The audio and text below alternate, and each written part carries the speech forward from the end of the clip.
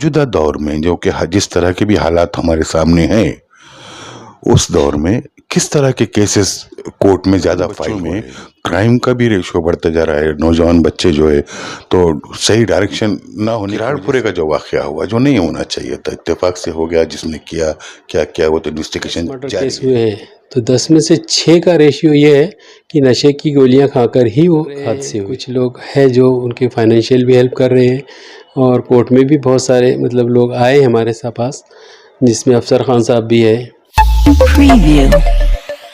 आदाब अर्ज़ है, प्रोग्राम रूबरू में आपका इस्तकबाल है। नाज़रीन, मुल्क के मौजूदा हालात सियासी, समाजी और माशी एतबार से जिस तरह लोग परेशान हैं, गरीबी बढ़ती जा रही है, बेरोज़गारी बढ़ती जा रही है, नौजवान नौकरियों के लिए भटक रहे हैं, ऐसे माहौल में इंसाफ की तलाश में जो लोग हैं, अदालतों के जो दरवाजे खटखटाते हैं, वहाँ इंसाफ किस तरह मिल रहा है और कितने लोगों तक पहुँच रहा है और उसे हासिल करने के लिए लगने वाला पैसा और मेहनत, ये दोनों भी कहाँ तक काम आती है, ये जानने के लिए आज हमारे जो मेहमान हैं जनाब सैयद सरफराज अली जैदी साहब है, जो वैसे तो किसी तारुफ के मोहताज नहीं है, औरंगाबाद के सीनियर वकील है। और अभी जो किराड़पुरे का जो वाक़या हुआ था, वहाँ पर इन वकील साहब ने बहुत अहम रोल अदा किया है, उनकी टीम भी उनके साथ थी। वकील साहब, आपका बहुत बहुत शुक्रिया, आपने हमें वक्त दिया। जैसे कि मैं कहा कि मौजूदा सियासी हालात में इंसाफ की तलाश में या इंसाफ हासिल करने के लिए एक आम आदमी को कौन सी दिक्कतों का सामना करना पड़ता है? ये सबसे पहले तो अगर कोई इंसाफ का दरवाज़ा खटखटाने आए तो इतना वक्त चला जाता है कि लोगों का एक इंसाफ पे से भरोसा उठ गया। कोर्ट में एक मैटर आता है, सालों गिनती वो मुकदमे पेंडिंग रहते हैं, तो अगर आप हक़ पे भी हो तो आपको जल्दी इंसाफ नहीं मिलता है लेकिन काफ़ी देर से, और जब देर हो जाती है तो वो किसी काम का ही नहीं है ना। तो मेरा तो ये मशवरा रहेगा कि भाई जल्द से जल्द केसेस का निपटारा करने के लिए गवर्नमेंट ने कोई स्कीम लॉन्च करना चाहिए। यानी गवर्नमेंट की तरफ से ये भी लापरवाही होती है, जहाँ 100 जजेस की रिक्वायरमेंट है वहाँ वो 50 ही भरते हैं। जब जजेस का कोटा कम रहेगा तो ज़ाहिर है वो भी तो बेबस रहेंगे, उनका जितने कैपेसिटी है उतना ही काम कर पाएंगे वो। तो इसमें कहीं ना कहीं गवर्नमेंट भी कहीं ना कहीं कसूरवार है, और उसका दिक्कतों का सामना, एक तो पैसे की बर्बादी, वक्त की बर्बादी, इसलिए लोग कोर्ट आने से पहले 10 बार सोचने लगे आजकल कि भाई हम कोर्ट जाना या नहीं जाना। तो बाहर ही अदालतें भर ले रही, बाहर ही मतलब ना चाहते हुए भी वो फैसले मंजूर करना पड़ रहे लोगों को जो उनको उनके हक़ में बिल्कुल मतलब क्या मतलब वजह, जो बज़ाहिर वजह तो ये है कि केसेस का ज़्यादा हो जाना, जजेस की कमी, और केस बहुत ज़्यादा है हर जज के पास। वो तो मेहनत करते हैं, सब बहुत काम करते हैं, हमने देखा है मेहनत करते हैं, लेकिन एक इंसान की एक कैपेसिटी होती है भाई। अगरचे एक आदमी है, वो तो जजेस भी तो इंसान ही है, मशीन तो है ही नहीं हो। अब वो अगरचे 10 केसेस को डिसाइड कर पाते होंगे पूरा वक्त देने के बावजूद भी, उनके पास अगर 50 केस दे दे तो ज़ाहिर है 40 तो पेंडिंग में जाएंगे। तो जजेस की कमी सबसे पहला, फिर जो उनको फैसिलिटी मिलना चाहिए जजेस को, जुडिशरी में जितनी फैसिलिटी है, ऐसे एक आम डिपार्टमेंट में जो फैसिलिटी दी जाती है वो जजेस को फैसिलिटी नहीं है जुडिशरी में। मतलब समझो शुरू से ही नज़रअंदाज करते आया है गवर्नमेंट ने। जैसे कि एक कॉरपोरेशन में एक मामूली ऑफिसर भी है, उसके लिए अच्छे से अच्छा कैबिन, उसको एसी, उसको गाड़ी, यानी हर चीज़ की फैसिलिटी दी जाती है। वही चीज़ हमारे जजेस को नहीं मिलती है, सहूलतों की कमी है। दूसरे स्टाफ का भी मतलब शॉर्टेज हो जाता है।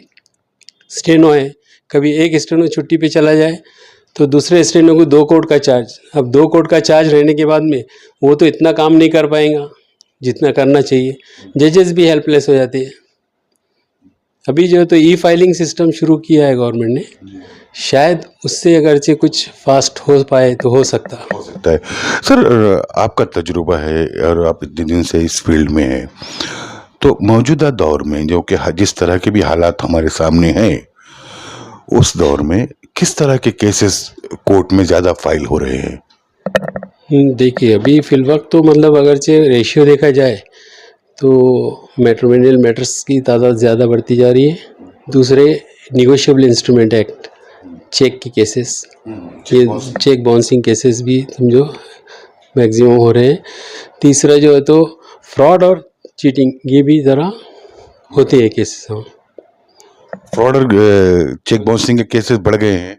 और सर डोमेस्टिक वायलेंस के जो केसेस होते हैं, वहाँ पर भी देखा हमने कि उस क्षेत्र में भी बहुत ज़्यादा रश नज़र आता है वहाँ पर। मैट्रिमोनियल मैटर में से तो उसमें 125 सीआरपीसी के तहत फैमिली कोड में जो मैटर फाइन होते हैं 498 ए के होते हैं, और जो तो डोमेस्टिक वायलेंस एक्ट है, ये सभी जो तो मैट्रिमोनियल मैटर में गिना जाता है उनको। और डोमेस्टिक वायलेंस अभी ऐसा हो गया है कि बिल्कुल मतलब वो जब से एक्ट आया है तब से मतलब उसकी स्पीड, मतलब केसेस फाइल होने की तादाद बढ़ती जा रही है दिन ब दिन। उसके पीछे थोड़ी बहुत भी गलतफहमी हस्बैंड वाइफ में हो जाए, झट से कोर्ट में आ जाने का, पिटीशन फाइल कर देने का। एक अगरचे हस्बैंड वाइफ का डिस्प्यूट है तो उसमें मैं समझता हूँ 4-4, 5-5 केसेस हो जाते हैं। जैसे 125 सीआरपीसी में वो फैमिली कोड में कर देंगी, डोमेस्टिक वायलेंस एक्ट के तहत जीएमएफसी के पास कर देंगी, क्रिमिनल केस 498 का पुलिस स्टेशन में कर देंगी, हस्बैंड अपनी तरफ से एक आधा केस कर देता। तो ये ऐसा मतलब केसेस का एक मियाँ बीवी का झगड़ा 4-5 केस लेके कोर्ट में आता है, उससे भी पेंडेंसी बढ़ती है ना। मतलब एक वकील होने के अलावा भी आप एक नागरिक है इस देश के, तो इस तरह के केसेस में बाहर कोई सेटलमेंट हो सकता है या फिर समाज में कोई ऐसी व्यवस्था होना चाहिए जहां पर इस तरह के जो डोमेस्टिक केस होते हैं, वायलेंस केस के हो, तो उस पर निपटारा हो सकता है? आपको लगता है कोई कमेटी बनाए, या फिर जो है मौजूद है कमेटियां, लेकिन वो जिस तरह काम हो रहा है वो स्लो हो रहा है? नहीं, कमेटियाँ ऑलरेडी कायम है। यहाँ तक कि अगर कोई पुलिस कंप्लेन होती है, वाइफ अगर पुलिस कंप्लेन करती है तो उस पर कॉग्निजेंस लेने से पहले महिला तकरार निवारण केंद्र में उनको कॉल किया जाता, वहाँ काउंसलिंग की जाती है। लेकिन शुरुआती दौर में जब जो झगड़ा होता है, समझो पेरेंट्स इन्वॉल्व हो जाते हैं उसमें, दूसरे और कोई रिश्तेदार पैदा इन्वॉल्व हो जाते हैं, और वो लोग ये चीज़ होने नहीं देते। जहाँ मामला छोटा सा रहता है उसको और बड़ा बना के पेश कर दे, उसी की वजह से तलाक का रेशियो बढ़ते जा रहा है। बढ़ते जा रहा है। तलाक का रेशियो तो खैर अभी कम हो गया, लेकिन सेपरेशन, तलाक का जो ट्रिपल तलाक का जब से कानून आया है, तो जब से लोग तलाक नहीं दे रहे हैं। मतलब तू बीवी अपने मैके में रहेंगी, शौहर अपने घर में रहेगा, और वो डिस्प्यूट चालू रहेंगे उनके। अब शौहर के हाथ में ये है कि भाई अगर से तलाक दे दूँ, मैं 3 तलाक दे दूँ इसको, तो मेरे पे एक केस हो जाएंगी। इसलिए वो तलाक भी नहीं देता, न उसको छोड़ता है, न उसको मतलब जो उसकी मतलब डिमांड रहती है वो पूरी करता है। इसलिए मतलब उसमें सेटलमेंट बहुत कम होने लगे अभी। सर, नौजवान बच्चों में क्राइम का भी रेशियो बढ़ता जा रहा है। नौजवान बच्चे जो है तो सही डायरेक्शन ना होने की वजह से ऐसे गैर कानूनी काम कर बैठते हैं, तो उन लोगों को किस तरह आप क्या सलाह देंगे? देखिए उसमें तो शुरुआत मतलब जब बच्चा छोटा रहता है तो ये पेरेंट्स की जिम्मेदारी है कि उसको अपने अच्छी तरबियत दे, और ज़्यादा से ज़्यादा ये कोशिश करे कि अपने बच्चे को तालीम हासिल हो। यानी एजुकेशन का बहुत बड़ा रोल रहता है, एजुकेशन देना चाहिए। अब अपने ख़ासकर मतलब मुस्लिम तबके में तो मैंने ये देखा हूँ कि लोग ये बोलते हैं कि भाई पढ़ लिख के क्या होगा, कौन सी हमको नौकरी मिल जा रही, हमको कल भी यही काम करना है तो क्यों ना आज से शुरू कर दे। लेकिन ऐसा नहीं है, या सिर्फ नौकरी मिल जाए इसलिए तालीम की ज़रूरत नहीं है। तालीम की ज़रूरत इंसान को इसलिए है कि वो एक मैनर्स सिखाता है, इंसान समाज में रहने के काबिल बनता है। और फिर ये जो गलत रास्ते, जैसे आपने बताया कि भाई क्राइम की तरफ, तो क्राइम की तरफ जाने से थोड़ा उसको चेक बैठता है, रुकता है वो, मतलब उसको समझ अच्छे बुरे की तमीज़ होती है। और सोबत भी फिर अच्छे लोगों की मिलेंगी तो ज़ाहिर है वो भले ही नौकरी ना मिले, लेकिन एक इंसानियत तो आ जाती है ना इंसान में, और फिर वो क्राइम की तरफ शायद वो पलट के ना देखे। वैसे एक और एक बुराई है जो नज़र आती है कि नशे की गोलियां का इस्तेमाल और नशे का इस्तेमाल ज़्यादा हो रहा है हमारे नौजवान बच्चों में, तो और वो नशे की हालत में फिर क्राइम तो हो ही जाता है। तो ऐसे केसेस बहुत बढ़ गए हैं आपके पास? ऐसे केसेस आजकल हो रहे हैं, मैं समझता हूँ औरंगाबाद में अगरचे 10 मर्डर केस हुए हैं तो 10 में से 6 का रेशियो ये है कि नशे की गोलियां खाकर ही वो हादसे हुए। जो भी वाक़या ले लो आप, जो भी अभी हालत हाज़िरा मतलब एक 2-3 साल के अरसे में जो भी मर्डर केस या भयानक क्राइम हुए हैं वो नशे की गोली खाकर ही हुए हैं। तो उसके ऊपर रोक बैठनी चाहिए। पुलिस का भी काम है कि उसको ये तो सख्ती से निपटे, और घर के जो ज़िम्मेदार हैं पेरेंट्स बच्चों को उस तरफ जाने से रोके, उनकी भी ज़िम्मेदारी बनती है। लिहाजा अगर से उस पर अगर से रोक लगेगा, और सबसे पहले तो वो चीज़ मार्केट में ना मिले, तो उसको ना मिले उसके लिए रोकने के लिए तो पुलिस को ही करना पड़ेगा कुछ ना कुछ एकदम। अगर वो चीज़ अवेलेबल ही नहीं रहेंगी तो ज़ाहिर है फिर ये चीज़ जाएंगी नहीं। जब इतना रेशियो बढ़ गया है कि भाई हर तीसरा बच्चा वो नशा कर रहा, तो मतलब खुलेआम वो चीज़ बिक रही है। यहाँ पे पुलिस की कुछ ना कहीं कमज़ोरी है। समाजी तंजीमें जो बनी है समाज में, जो दावा करती है कि हम काम कर रहे हैं, हमको ये इस चीज़ से या ऐसी बुराइयों से बच्चों को दूर रखना है, कहाँ तक कामयाब नज़र आती है? नहीं, उन लोगों को जब तक के कामयाबी नहीं मिलेंगी जब तक के उनके मतलब बच्चों का जो पेरेंट्स है उनका सपोर्ट ना मिले। अगरचे किसी के बच्चे को वो अगरचे ताकीद करना भी चाहे तो वो इस कैपेसिटी में नहीं रहता कि वो इनकी बात सुने। सर माफ़ करना, हालात अगर हम देखेंगे इस तरह के जहाँ पर जराइम होते हैं या इस तरह के जो हालात बनते हैं, उनके माशी एतबार से वो कमज़ोर होते हैं, गरीब होते हैं, और हमेशा एक किस्म का टेंशन होता है अपने पेट पालने के लिए। वो माँ बाप भी टेंशन में रहते हैं, बच्चे भी टेंशन में रहते हैं, पूरी फैमिली टेंशन में रहती है। इस टेंशन में ज़िंदगी गुजारने वाला अच्छा और बुरा कितना सोच सकता है? नहीं, वो अच्छे के बारे में तो उसका ख्याल ही नहीं जाता, वो बुराई की तरफ निकल पड़ता हो। जब अगरचे माशी हालत अगरचे ख़राब रहेंगी तो ज़ाहिर है वो माशी हालत ख़राब सुधारने की फ़िक्र में वो एक क्राइम का रास्ता पकड़ लेता है। तो उसके लिए फिर चाहिए कि भाई ये जो समाजी तंजीमें जो काम कर रही हैं तो सिर्फ़ उनको समझाना या उनके हद तक के सिर्फ उनको मतलब रोकना यहाँ तक ठीक नहीं है। उनके लिए कोई ऐसे इंस्टीट्यूशन बनाओ, ऐसी जो फैक्ट्रीज बनाओ कि उनको कई काम वाम मिल जाए, उनके लिए मतलब ज़रिए माश बन जाए। अगर जो ऐसा कुछ होता है तो शायद वो लोग वो रास्ते पे जाने से मेहनत करने की ज़रूरत, तंजीमों को मेहनत करने की, माँ बाप के साथ साथ जिम्मेदारान को भी। सर दूसरा जो आप बताया कि फ्रॉड हो गया, ज़्यादातर ज़मीन के फ्रॉड होते हैं, ज़मीन प्लॉट हड़प लिया जाता है या 2 मरतबा 3 मरतबा बेच दिया जाता है, और ज़्यादातर हमारे अतराफ़ में बॉन्ड पेपर के ऊपर प्लॉट खरीदे और बेचे जा रहे थे कुछ पिछले ज़माने से। आज उन लोगों को दिक्कत हो रही है, तो ऐसे हजरात जिनके साथ नाइंसाफ़ी हुई, वो किस तरह इंसाफ हासिल कर सकते हैं? देखिए, अगरचे किसी के साथ कोई फ्रॉड होता है तो सबसे पहले तो उनको पुलिस कंप्लेन करनी चाहिए। पुलिस कंप्लेन करने के बाद में अगरचे कोई बोगस डॉक्यूमेंट बनाता है तो 467 ऑफ आईपीसी में वो इतनी सीरियस कलम है कि उसमें लाइफ इम्प्रिजनमेंट तक है, और 420 है 420 अगरचे कोई चीटिंग करता है तो उसकी पुलिस में आप अगरचे कंप्लेन करते हो तो पुलिस कॉग्निजेंस लेंगी, और पुलिस अगर फेयर इन्वेस्टिगेशन करके अगर चार्जशीट फाइल करे तो उसको इंसाफ ज़रूर मिलेगा फरियादी को। लेकिन वहाँ पे भी पुलिस का रोल बहुत अहम माना जाता है। पुलिस अगरचे कुछ उसमें कोताही कर दे तो कोर्ट भी बेबस रहता है उसको छोड़ने के ऊपर, और अगर पुलिस फेयर इन्वेस्टिगेशन करके अगर चार्जशीट कोर्ट में पेश करती है तो उस वाक़े में जो भी गुनाहगार होंगे उसको सज़ा मिलनी ही मिलनी है। साथ ही साथ जो डॉक्यूमेंट्स वो बनाया है उसके लिए सिविल लिटिगेशन फाइल करना पड़ेगा उसको। लेकिन एक अपने खुद की प्रॉपर्टी, हाँ अपनी खुद की प्रॉपर्टी, उसको अगरचे मतलब किसी ने कुछ फ्रॉड कर दिया तो उसको क्लियर करने में बरसों निकल जाते हैं। ये भी एक समझो दिक्कत है।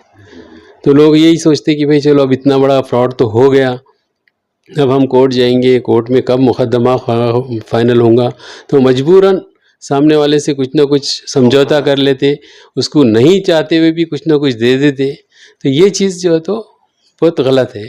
तो ऐसे केसेस जो फ्रॉड के है, एक सेल तो ऐसा मतलब प्रॉपर्टी के ताल्लुक से पुलिस कमीशन में एक सेल अलग से बनाया हुआ है, हर मतलब उस सेल के अलावा भी कोर्ट भी उसके लिए स्पेशल होना चाहिए मैं समझता हूँ, ताकि अगर ऐसा कुछ होता है तो उनके लिए उनको जल्दी से जल्दी इंसाफ मिले। गरीब लोग होते हैं जो बॉन्ड के ऊपर प्लॉट लेते हैं, अपना ज़िंदगी भर की रिकॉर्ड भी नहीं रहता है, और वही उसकी कमज़ोरी को, जो लैंड माफिया जिसको कहेंगे हम लोग, उसको उस कमज़ोरी का फ़ायदा उठाकर उसको एक्सप्लॉइट करते रहते हैं। सर, किराड़पुरे का जो वाक़या हुआ, जो नहीं होना चाहिए था, इत्तेफाक से हो गया, जिसने किया क्या किया वो तो इन्वेस्टिगेशन जारी है। ऐसे वाक़यात में हमारे नौजवान बच्चों, जो हो सकता है इनोसेंट है और पुलिस अभी इंक्वायरी कर रही है, ऐसे बच्चे जो फंस चुके हैं उस केस के अंदर, उनके लिए आपने ज़मानत के लिए तो काफ़ी कोशिश की, आपका ग्रुप पूरा वो कर रहा है, लेकिन इस तरह के वाक़यात टाले जा सकते थे। हाँ, बिल्कुल टाले जा सकते थे, लेकिन कुछ हालात ऐसे हो गए थे उस समय। वो तो खैर मैं तो चश्मदीद नहीं हूँ, लेकिन जो चश्मदीद है उनका ये कहना है कि भाई हालात कुछ ऐसे हो गए थे कि मॉब बहुत बढ़ गया था, उनको कंट्रोल करने के लिए मतलब पुलिस काफ़ी नहीं थी, और पुलिस आने तक ये थोड़ी देर हो गई, उसमें मामला थोड़ा बढ़ गया था, ऐसा लोगों का बोलना है जो वहाँ के चश्मदीद है उन लोगों का। वहाँ के लोगों का सियासी लीडरान पर भी एक इल्ज़ाम है कि उन्होंने मदद नहीं की। हाँ, वक्त पे तो शायद कोई सियासी लीडर ने उनकी कोई मदद नहीं किया, और ना ही बाद में अभी लोग आ रहे हैं उनकी मदद के लिए, जैसे बच्चे अरेस्ट होने के बाद में तो उनकी हेल्प कर रहे हैं। कुछ लोग हैं जो उनकी फाइनेंशियल भी हेल्प कर रहे हैं, और कोर्ट में भी बहुत सारे मतलब लोग आए हमारे पास, जिसमें अफसर खान साहब भी है, और आपके तो इसाक खान साहब, ये लोग आए हैं। उन्होंने भी थोड़े मतलब हेल्प करने के लिए खुलेआम, मतलब अफसर खान साहब का तो काफ़ी तकरीबन हर रोज़ ही इन्वॉल्वमेंट रहा उसमें। उन्होंने उनकी मदद के लिए बिल्कुल खुलेआम ऐलान किया कि मैं हर हालत से, जैसे फाइनेंशियली हो जो भी हो, मैं मदद करने के लिए तैयार हूँ। वैसे और दूसरे मैम वाले भी कुछ लोग आते थे उनमें, तो मदद शुरू की है। हाँ, उन्होंने। सर, आखिरी सवाल कि वो नौजवान बच्चे जो अभी आपकी फील्ड में आना चाहते हैं, वकील बनना चाहते हैं, उन बच्चों को आप क्या एडवाइस करेंगे? किस तरह ये फील्ड में आना चाहिए, या आए तो किस तरह का काम इस फील्ड में है और कितनी मेहनत करने की ज़रूरत है? देखिए, ये फील्ड बहुत अच्छा है, मतलब काफ़ी इसमें गुंजाइश है। अगर आप आना चाहते हैं तो सिर्फ ये सोच के नहीं आना बच्चों ने आज के, कि हमको सिर्फ आना है और पैसा कमाना है। नहीं, पहले आपको काफ़ी मेहनत करना पड़ेगी, यानी मेहनत इतनी करना पड़ेगी, 2 साल तो भी आपके ऐसे वक्फ कर देना पड़ेगा बिना कोई 1 रुपये की आस किए। और ये एक ऐसा फील्ड है जहाँ पे मतलब आपको उम्र भर स्टडी करते रहना है, पढ़ाई की बहुत ज़रूरत है। हर रोज़ एक नया जजमेंट आता है, हर रोज़ एक नया एक्ट में अमेंडमेंट आता है, तो ये चीज़ों को तुमको स्टडी करना पड़ेंगी, मेहनत करना पड़ेगी। मेहनत अगर आप करते हैं तो वाकई में ये फील्ड बहुत अच्छा है, और बहुत सारे स्कोप्स है इसमें इंशाल्लाह। अगर मतलब कोई बच्चा दिल से अगर ये सोच के आ रहा है कि मेरे को वकालत में नाम ही करना है, तो उसको पढ़ाई की तरफ ध्यान देना होगा और आके सीखना होगा उसको अच्छे से। यानी अभी आजकल क्या हो गया, ऐसा ट्रेंड बन गया कि बच्चा LLB करता है, और आके अब अगर से उसको 15 दिन हो गए तो बोलते हैं यार मैं आ रहा हूँ 15 दिन से, मुझे तो 1 रुपया भी नहीं आया। तो फिर वो फ्रस्ट्रेट होना शुरू हो जाता। महीने भर, 2 महीने, 2 महीने 3 महीने के बाद में बोलता नहीं ठीक है, ये फील्ड तो कुछ काम का ही नहीं है, वो छोड़कर चला जाता है। तो ये चीज़ नहीं होना चाहिए, थोड़ा इसमें पेशेंस होना चाहिए थोड़े। हाँ, क्योंकि फील्ड बहुत अच्छा है, यानी ऐसा नहीं है कि एक समाज में भी उसको एक रिस्पेक्ट मिलता है कि भाई एक एडवोकेट है, इसका मतलब एडवोकेट के नाते समाज में भी रिस्पेक्ट मिलता है। वहाँ पे अगर से आप काम अच्छा करो, मेहनत करो, स्टडी करो, तो काफ़ी केसेस है, काफ़ी काम है। काफ़ी केसेस है, काफ़ी काम है। जो आना चाहते हैं वो मेहनत और लगन से अपने 2 साल दें, उसके बाद कोई अपेक्षा करे, कोई उम्मीद करे कि अर्निंग के लिए। सर ने ये भी कहा कि जो नौजवान बच्चे हैं उन्हें अपने जज्बात पर काबू पाना है, अपने गुस्से पर काबू पाना है, और जिस तरह वाक़यात हो रहे हैं या हुआ है, इतना बड़ा वाक़या हमारे शहर में, ये नहीं होना चाहिए था। अगर थोड़ा समझदारी से काम लेते तो ये वाक़या टल सकता था। और ख़ुसूसन हमारे जो तंजीमें हैं, जो समाज को सुधारने के लिए, समाज को एक राह पे चलाने के लिए काम कर रही हैं। उनकी मेहनतों को सराहा जा सकता है, उनकी मेहनत को सलाम किया जा सकता है, लेकिन इन तंजीमों को और ज़्यादा मेहनत करने की ज़रूरत है, ताकि जो कुछ भी हमारे चंद नौजवान क्यों ना हो, जो अगर किसी गलत रास्ते पर जा रहे हैं तो उन्हें दोबारा सही रास्ते पर लाए, ताकि हमारे समाज से बुराइयां कम से कम हो। सर, आपने हमें वक्त दिया, उसके लिए बहुत बहुत शुक्रिया। अगले हफ्ते ऐसे ही किसी मेहमान के साथ हम आपकी मुलाकात करवाएंगे। तब तक के लिए मैं अपनी टीम के साथ आपसे इजाज़त चाहता हूँ। जय हिंद, नमस्कार, जय भीम।